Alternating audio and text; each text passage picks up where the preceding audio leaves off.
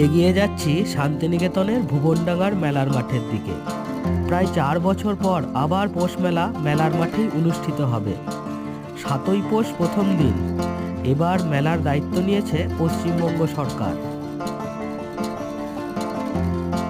এক এক করে পার করছি কলাভবন, নাট্যঘর, রবীন্দ্র সংগ্রহশালা, ছাতিমতলা, এই যে পাশে উপাসনা গৃহ তথা কাচের ঘর, এই সবই ইতিহাস বিজড়িত। বোলপুর শহরে এখন সাজো সাজো রব মেলার প্রস্তুতি পর্বের জন্য।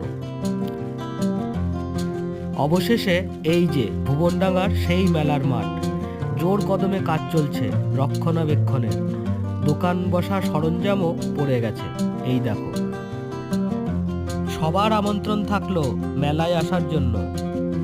আর আমি ফেললাম